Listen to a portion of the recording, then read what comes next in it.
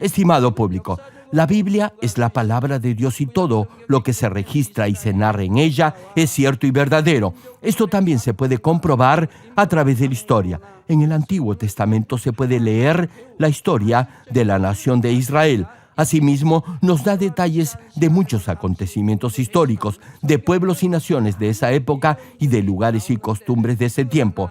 Además, como mencioné la última vez, hay muchas profecías en la Biblia y cada una de ellas se está cumpliendo.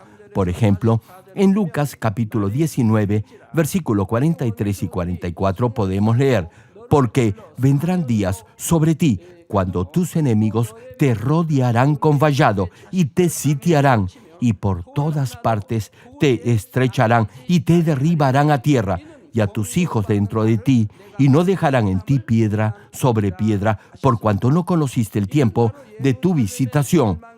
Hermano, esta es la profecía de Jesús sobre la destrucción de Jerusalén.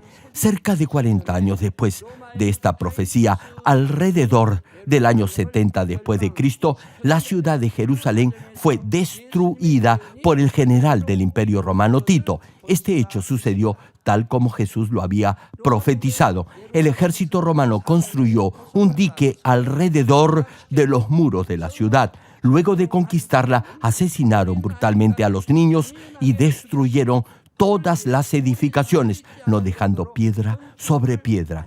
Además de esta profecía, hay muchas otras que predicen diversos acontecimientos mundiales.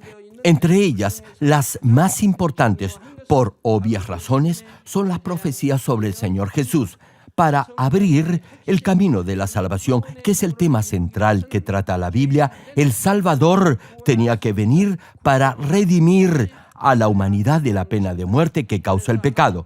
Por eso, Dios nos dio profecías específicas y detalladas en muchos pasajes del Antiguo Testamento de cómo Jesús llegaría a ser el Mesías, su nacimiento, su ministerio, sus padecimientos, su crucifixión y muerte y su resurrección. Cuando llegó el tiempo determinado por Dios, según su promesa, envió a Jesús a esta tierra. El Nuevo Testamento registra en detalle el cumplimiento de las profecías del Antiguo Testamento acerca de Jesús. Revisemos algunas de ellas. La primera es el nacimiento del Señor. En Génesis capítulo 3, versículo 15, Dios nos habla que el Salvador saldría del pueblo de Israel. Cuando Dios maldijo a la serpiente, le dijo: y pondré enemistad entre ti y la mujer, y entre tu simiente y la simiente suya. Esta te herirá en la cabeza, y tú le herirás en el calcañar. Hermano, en este pasaje, mujer espiritualmente se refiere a Israel. Es obvio que un hombre nazca de una mujer. La razón por la cual Dios lo resalta es porque en esto hay un significado espiritual. Apocalipsis capítulo 12, versículo 5 menciona: y ella dio a luz un hijo varón, que regirá con vara de hierro a todas las naciones, y su hijo fue arrebatado para Dios y para su trono. Esto atestigua que Jesús vino a este mundo por medio de una mujer que pertenecía al pueblo de Israel. Isaías capítulo 7, versículo 14 añade: por tanto, el Señor mismo os dará señal. He aquí que la Virgen concebirá y dará a luz un hijo, y llamará su nombre Emmanuel. Y Miqueas capítulo 5, versículo 2 detalla: pero tú, Belén Efrata, pequeña para estar entre las familias de Judá. Hermano, Belén está ubicada cerca de Jerusalén. Es un pequeño pueblo. Prosigue la Escritura: de ti me saldrá el que será Señor en Israel, y sus salidas son desde el principio, desde los días de la eternidad. Es decir, el Salvador debía provenir de Dios. Hermano, tal como fue profetizado, Jesús fue concebido por el Espíritu Santo y nació de la Virgen María en un establo en Belén. Además, luego que nació Jesús, el rey Herodes ordenó que todos los niños menores de 2 años fueran ejecutados en un intento de matar al Señor. Pero en ese momento Dios envió a Jesús a Egipto a través de un sueño que le fue revelado por un ángel a José, el esposo de la Virgen María. Después que el rey Herodes muriera, Dios los llamó de regreso a Israel por medio de otro sueño. En el Antiguo Testamento, Oseas capítulo 11, versículo 1, profetiza acerca de esto diciendo: «Y de Egipto llamé a mi hijo». Por eso, si viaja a Egipto, podrá ver el lugar donde Jesús se refugió y donde fue criado de niño. Ahí hay una iglesia de refugio. Jesús estuvo allí por algún tiempo y debido a un sueño revelado por un ángel de Dios, regresó a Israel. Fue a Nazaret y allí creció. Cuando Jesús entró a Jerusalén, lo hizo montado en un asnillo o pollino, tal como lo profetiza Zacarías capítulo 9, versículo 9, que dice: «Alégrate mucho, hija de Sión, da voces de júbilo, hija de Jerusalén.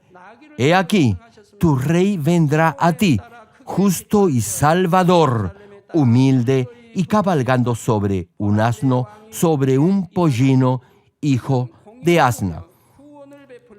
También, como cita el Salmo 41, versículo 9, cuando menciona: «Aún el hombre de mi paz en quien yo confiaba, el que de mi pan comía, alzó contra mí el calcañar», se refiere a Judas Iscariote, quien, aun cuando escuchaba el pan de la palabra de vida, traicionó y vendió a Jesús. Judas Iscariote, quien tenía a su cargo la bolsa, vendió al Señor. La Biblia se refiere a él como el hombre de mi paz, es decir, mi amigo, en quien yo confiaba, el que de mi pan comía. No dice mi discípulo, sino mi amigo o el hombre de mi paz. Por eso, cuando Judas Iscariote entregó a Jesús, lo besó como una señal para identificarlo. En ese momento, Jesús no lo llamó mi discípulo, sino amigo, y le preguntó: «¿A qué vienes?», como se menciona en Zacarías capítulo 11, versículo 12, que dice: «Si os parece bien, dadme mi salario, y si no, dejadlo». Y pesaron por mi salario 30 piezas de plata. Hermano, Judas Iscariote vendió a Jesús por 30 piezas de plata. Como está profetizado en el Antiguo Testamento, entregó a Jesús por 30 monedas de plata. Además de todo esto, muchos pasajes en Isaías, Salmos y Zacarías profetizan con gran detalle los sufrimientos de Jesús, la tumba en la que iba a ser sepultado, la forma en la que resucitaría de entre los muertos y cómo iba a ascender a los cielos. Igualmente, todas las profecías sobre Jesús mencionadas en el Antiguo Testamento se han cumplido una por una en el Nuevo Testamento. Y no solo la Biblia, sino también la historia testifican de Jesús. Es decir, con la abreviatura DC, decimos que este año es el año 2014 después de Cristo. Esto es, desde el nacimiento de Jesús. Si decimos que estamos en el año 2014 o 2020, etcétera, eso quiere decir que han transcurrido esa cantidad de años desde que Jesús vino a este mundo para salvarnos. Nosotros estamos en la era DC, es decir, después de Cristo. En otras palabras, después del nacimiento del Señor Jesús. Además, en 1 Corintios capítulo 15, versículo 6, se lee: «Después apareció a más de 500 hermanos a la vez, de los cuales muchos viven aún y otros ya duermen». Hermano, ¿sabe qué significa esto? Cuando el apóstol Pablo escribió esta carta, más de la mitad de los que habían visto al Señor ascender a los cielos estaban vivos, y otros de ellos ya habían muerto. Por eso dice el pasaje que ya duermen. Por ejemplo, Santiago, un discípulo del Señor Jesús, quien murió como mártir. Sí, algunos de los testigos de la resurrección de Jesús ya habían pasado a la presencia de Dios, pero a través de otros, la resurrección del Señor se llegó a conocer en todo el mundo, y hasta hoy es un hecho incuestionable que todo lo que narra la Biblia sobre el Señor Jesús es cierto y que la palabra de Dios ha sido, es y será difundida en el mundo entero. También aquellos que oyen y creen en la palabra podrán conocer en forma vivencial y personal a este Dios vivo, quien es el autor real de la Biblia. Si cree en las promesas de Dios escritas en la Biblia y se esfuerza por vivir conforme a su palabra, podrá experimentar el obrar todopoderoso de nuestro Dios, quien siempre cumple lo que promete en su palabra. Queridos hermanos, la Biblia profetiza acerca de las señales y de la situación en el mundo que se darán durante los últimos días antes del regreso del Señor. Igualmente, profetiza de los sucesos y acontecimientos en el futuro, incluyendo los 7 años de la Gran Tribulación, la Tercera Guerra Mundial, el reino del milenio, el día del juicio final y del cielo y del infierno. Además, la Biblia también nos habla detalladamente cómo nosotros, que estamos viviendo en este fluir de la historia, podemos ser salvos y ser bendecidos y entrar al reino de los cielos. No obstante ello, hay algunos que, aun cuando profesan tener fe, no creen que la Biblia sea la palabra de Dios. Hay otros que afirman creer que la Biblia es la palabra de Dios, pero no la creen en su totalidad. Por eso, si lo que se menciona en la Biblia no está de acuerdo con lo que piensan o está en contra de su propio beneficio o provecho, simplemente no la creen, no viven de acuerdo a ella ni obedecen la palabra de Dios. Hermanos, la Biblia es indudablemente la palabra de Dios. Por eso, a todos aquellos que creen en las promesas que menciona la Biblia y ponen en práctica sus principios, Dios los bendecirá tal como lo ha prometido. Por ejemplo, Marcos capítulo 9, versículo 23 cita: Jesús le dijo, si puedes creer, al que cree, todo le es posible. Sí, mi hermano, no hay nada imposible para los que creen. Y Marcos capítulo 16, versículo 17 y 18 añade: y estas señales seguirán a los que creen. En mi nombre echarán fuera demonios, hablarán nuevas lenguas, tomarán en las manos serpientes, y si bebieren cosa mortífera, no les hará daño. Sobre los enfermos pondrán sus manos y sanarán. Hermano, la palabra de Dios claramente señala que todo es posible para aquel que cree y que esas señales lo seguirán.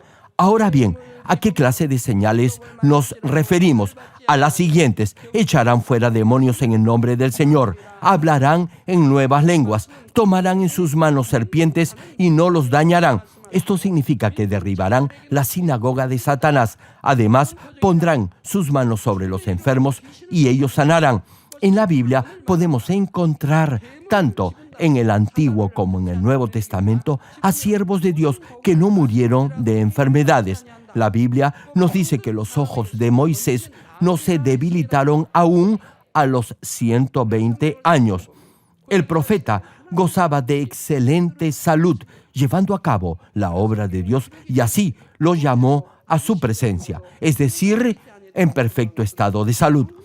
Como les decía, y esas señales seguirán a los que creen.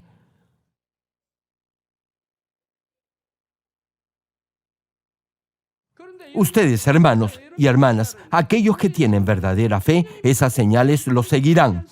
Hermanos, cuando nuestros pastores y siervos ponen sus manos sobre los enfermos y oran, los enfermos sanan aún de enfermedades graves, incluso trascendiendo el tiempo y el espacio. A través de la oración con los pañuelos ungidos, esas señales los siguen alrededor del mundo. ¿Saben por qué? Porque si realmente creen en la Biblia, Dios hará esas señales a través de ustedes. Y no se trata que esas señales solo seguirán a algunos. Si en verdad cree, las señales lo seguirán exactamente como está escrito en la Biblia. Por eso, ustedes mismos sanarán de toda enfermedad y podrán orar por otros para que Dios los sane y también sanarán. ¿Acaso esto no es cierto? Por eso, el capítulo 10 de la carta a los Hebreos nos dice que debemos tener un corazón sincero en plena certidumbre de fe, es decir, una fe perfecta. Si circuncida su corazón hasta llenarlo de la verdad y tiene una perfecta fe, eso significará que ha llegado al nivel del Espíritu. Entonces, esas señales lo seguirán. Los que en verdad creen harán esas señales. Todos ustedes son testigos de ello. Como se ha dicho, Todo es posible para aquellos que tienen una perfecta fe. Incluso Dios podrá hacer esas señales a través de ellos. Retomando el mensaje, Éxodo capítulo 15, versículo 26 menciona: y dijo, si oyeres atentamente la voz de Jehová tu Dios, e hicieres lo recto delante de sus ojos, y dieres oído a sus mandamientos, y guardares todos sus estatutos, ninguna enfermedad de las que envié a los egipcios te enviaré a ti. Hermano, las enfermedades que Dios envió a los egipcios representan todas las enfermedades del mundo. Finaliza el pasaje: porque yo soy Jehová tu sanador. Hermanos, Dios es nuestro Padre y Él es nuestro sanador. ¿Cuántos lo creen? Incluso si padece de alguna enfermedad, Él lo sanará. ¿O acaso cree que Dios le puede enviar alguna enfermedad? Por eso tiene que conocer a este Dios de infinito amor y así podrá creer en Él correcta y apropiadamente. Como se ha dicho, si no peca y obedece los mandamientos de Dios, ninguna enfermedad lo debería de tocar. Ahora bien, si padece alguna dolencia, usted ya debe saber la razón de ello. Debería saber qué mandamiento de Dios ha quebrantado o qué obra de la carne ha cometido. Hermano, si usted afirma que no ha pecado y aún así está enfermo, es que debe haber una razón para ello. Yo siento pena cuando veo a algunos jóvenes de la iglesia. Vienen el domingo al culto, diezman como corresponde. Además, asisten a la vigilia de los días viernes, participan en las reuniones de oración y sirven fielmente al reino de Dios. Luego, cuando comienzan a salir con alguien, su fe se enfría. Empiezan a faltar a la vigilia de los días viernes, dejan de orar y así pasa el tiempo. 1 mes, 2, 3 meses, medio año y 1 año. Entonces, a Dios no le queda otra cosa que alejar su rostro de ellos. Han cambiado, su fe se ha enfriado. Han perdido su primer amor y se han vuelto tibios. Dios tajantemente advierte en Apocalipsis que Él vomitará a los que tienen una fe tibia. Dios alejará su rostro de ellos. Por eso no los podrá proteger y podrán contraer graves enfermedades que solo la gente del mundo padece. En ese momento, cuando ya se encuentran totalmente desvalidos, se llegan a arrepentir de su mal camino. Se arrepienten porque su fe se ha entibiado, porque no han sido fieles a Dios, porque no han cumplido con sus deberes en forma apropiada y porque han pecado cediendo a la carne. Entonces vienen y oro por ellos. Sin embargo, aun cuando ore, deberán arrepentirse de todo corazón. Amaban a Dios con tanta pasión, o por lo menos eso aparentaban. No obstante, su amor cambió y se enfrió. Yo me pregunto, ¿cómo pudo su fe y su amor por Dios enfriarse solo por un enamorado o una enamorada que solo un ser humano? Debían de haber crecido en fe, debían de haberse preparado como la novia perfecta del Señor para ir a la mejor morada en el cielo. Sin embargo, han elegido la senda de la perdición que los llevará al infierno.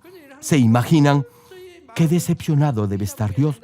Por eso deberá quebrantar su corazón y arrepentirse completamente con llanto y lágrimas. Deberá quebrantarse y alejarse completamente del pecado. Entonces me podrá buscar para que ore por usted. No se equivoque, deberá dejar totalmente el pecado. Entonces el Señor lo sanará inmediatamente. Si se aleja del pecado con todo su corazón, Dios lo podrá sanar con solo una oración. Pero si no lo hace, sino que tan solo me escribe una carta o me dice que se ha arrepentido, pero en realidad no lo ha hecho con todo su corazón, incluso si oro por usted, Dios no lo podrá sanar porque no tiene la intención de dejar totalmente el pecado. Incluso hay casos en los que Dios lo sana, pero no lo hace en forma completa, y eso también tiene un propósito y una razón. Hermano, escuche bien esto. Dios lo sanará solamente en la medida en que deje el pecado. Si realmente deja el pecado y se arrepiente completamente de que su fe se haya enfriado, de haber perdido su primer amor, de haber llevado una vida cristiana mediocre, de no haber sido fiel a Dios, sino de haber amado al mundo y de ceder ante las tentaciones, y luego viene para que ore por usted, entonces Dios lo sanará con solo una oración. Aún si se enferma por no vivir conforme a los mandamientos de Dios, Dios lo podrá sanar si derriba el muro de pecado que lo separa de Él. Por eso, incluso si un poderoso siervo de Dios ora por su sanidad, primero deberá arrepentirse. Algunos dicen que se han arrepentido y que han dejado de pecar, y aún así no sanan. Esa será una verdadera bendición. ¿Saben por qué? Porque Dios a través de esa circunstancia los refinará y purificará y transformará totalmente sus vidas para que así puedan aborrecer la raíz de todo pecado de todo corazón. Deberá estar agradecido, sea que Dios lo haya sanado o que no lo haya hecho todavía. Todos ustedes, miembros de esta iglesia, siempre ven, oyen y experimentan que toda palabra de Dios es totalmente cierta y verdadera. ¿Cuántos dicen amén? Por ejemplo, en junio del año 2002, una diaconisa integrante de la orquesta Nisi de nuestra iglesia tuvo un problema con su pequeña hija. En esa fecha, la bebé tenía solo 4 meses de nacida. No podía dormir debido a la fiebre tan alta que padecía y día a día se debilitaba cada vez más. Se le diagnosticó un tumor en la articulación de la cadera. La articulación en su cadera estaba gravemente inflamada y además ya se le había infectado. El doctor le dijo que si la infección se extendía al resto del cuerpo y llegaba a las venas, podía morir en una semana debido al envenenamiento de la sangre. Para empeorar la situación, no podía ser sometida a cirugía debido a su corta edad, y aun si la operaban, había una alta posibilidad de que luego quedara discapacitada. La diaconisa, acongojada y desolada por ver sufrir a su hija, decidió confiar en Dios y sacó a la niña del hospital. Mientras oraba por su hija, examinó su vida pasada y se dio cuenta que había pecado y que por eso su bebé estaba enferma. En ese instante comenzó a arrepentirse de sus pecados. Se arrepintió de todo corazón por haber permitido que su fe se enfriara, por no orar, por no ser fiel al reino de Dios, por no ser agradecida a Dios y por no vivir de acuerdo a la palabra del Señor. Entonces, con su mente en paz, vino y me pidió que orara por su hijita. Luego de la oración, su hija, que no podía dormir por el llanto, durmió tranquilamente. Muy pronto sus piernas recuperaron su fuerza y pudo moverse por sí misma. Un mes después, a través de una placa de resonancia magnética, la diaconisa pudo comprobar que su hija estaba completamente sana.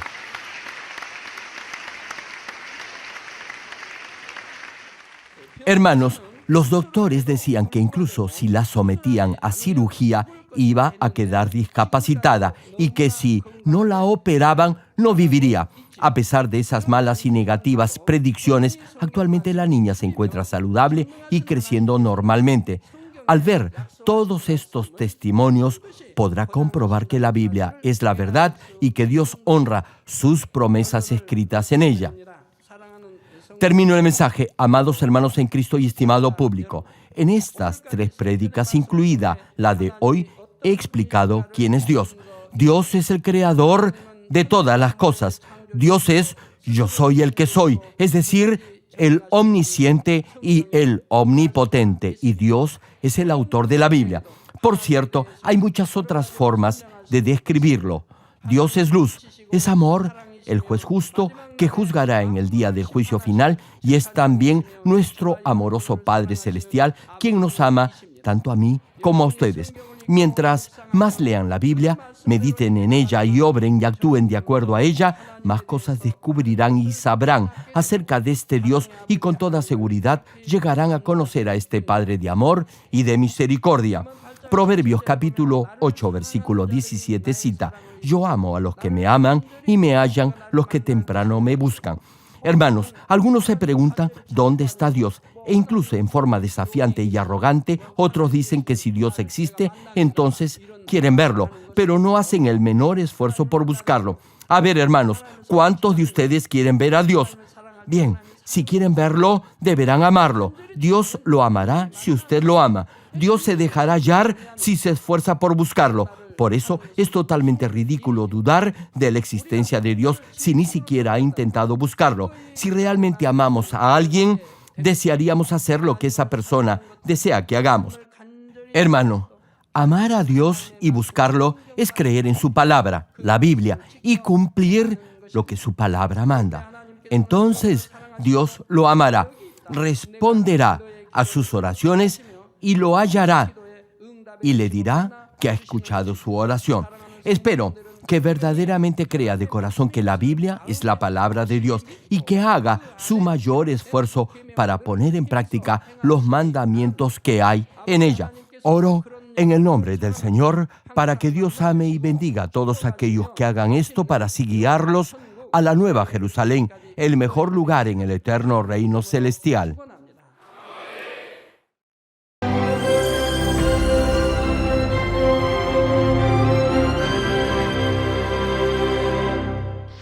Aleluya, Dios Todopoderoso de amor, pon tu mano sobre todos los hermanos y hermanas y sobre todos los miembros de nuestras iglesias en el mundo entero que están recibiendo con fe esta oración que trasciende el tiempo y el espacio a través del satélite, la televisión, el internet o que le están escuchando por radio o por cintas de audio en todo el mundo. Pon fe en sus corazones para que puedan creer en ti y se despojen de todo pensamiento negativo y toda duda. Líbralos de toda prueba y aflicción. Quema con el fuego del Espíritu Santo de la cabeza a los pies toda parte enferma, incluyendo toda célula, tejido y nervio, todo órgano interno e intestinos. Que la luz de tu Espíritu venga sobre ellos. En el nombre de Jesucristo, ordeno al diablo y a Satanás, a todo tipo de enfermedad, germen y dolencia, fuera. Quema con el fuego del Espíritu Santo toda enfermedad incurable y toda dolencia crónica. Que toda enfermedad contagiosa, resfriado y fiebre desaparezca. Protégelos de cualquier tipo de microbio, virus y bacteria.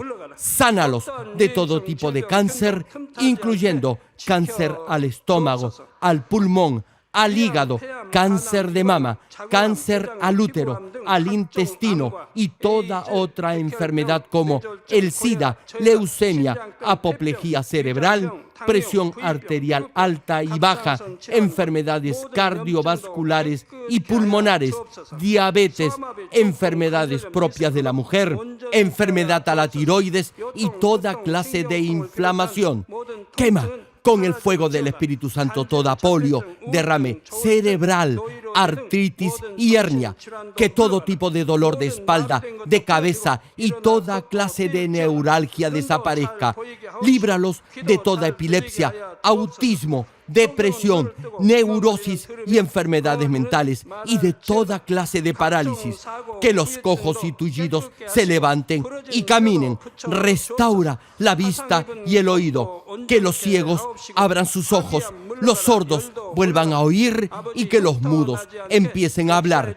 Líbralos de todo tipo de accidente. Restaura los huesos rotos. Sana toda quemadura. Líbralos de toda adicción a las drogas. Regenera los nervios, tejidos y células muertas. Revive a los muertos. Bendice a los que no pueden tener hijos. En el nombre del Señor Jesucristo, ordeno al diablo y a Satanás, al príncipe de la potestad del aire y a toda fuerza del mal, fuera. Todo espíritu maligno, inmundo, de engaño, espíritu de mentira, espíritu de división, de tentación y todo otro espíritu de iniquidad, fuera.